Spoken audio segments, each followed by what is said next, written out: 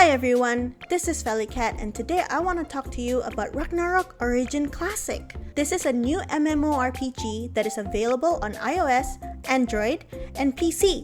It is set to launch tomorrow on the 26th of March 2026. This video is to introduce Ragnarok Origin Classic to newbies, as well as reintroduce it to veterans of Ragnarok Origin Global that has come back to play in the classic version. So first and foremost, it has announced that it will open 10 servers on the day of its launch.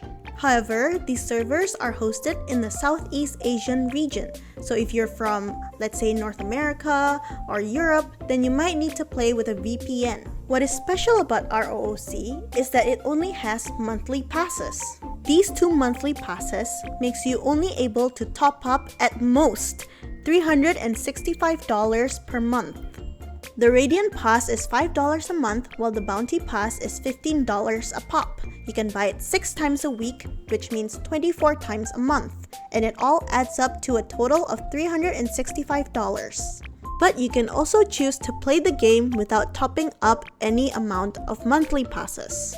The game lets you earn the Bounty Pass through daily activities and events using gold coins. So all in all, while Ragnarok Origin Classic is not completely free to play, I think it is more F2B friendly than its predecessor of Ragnarok Origin Global. Ragnarok Origin Classic also has very cute graphics, which is purely for cosmetics. It has removed any aura bonus that you get from collecting mounts and costumes, which means no extra stats any longer. In this game, there are 6 human jobs to choose from, which is Archer, Swordman, Mage, Merchant, Acolyte, and Thief. In this version of ROO, there will be no Gunslinger or Mint Novice. Apprentice is a special job for Dorams, which is a cat-like species in this game. And in ROOC, you can only play up to the 2nd Transcendent jobs. So that means there are 14 sub-job classes to choose from. There are many things that you can do in ROOC, such as defeating bosses, called MVPs. Participating in MVP fights encourages people to play together in a team to get the best possible rewards. There are also nightly events like Dimensional Drill or Guild League. These are PvP events. So PvP events are cross-server in nature in ROOC, which means you can fight against teams that are not in your server. So another reason why a lot of people are excited to play this game is due to the Tyr Cup. It is a tournament in which the prize pool is $1 million and first place gets $500,000. So I talked about this in more detail in another video that you can check out later. So this game might look simple and cute, but it is actually quite complex. Everyone's stat build can be different. Even the skill tree, you have to choose what kind of player you want to be. Even with the same job of a dancer, I can be a DPS or a full support, depending on my build.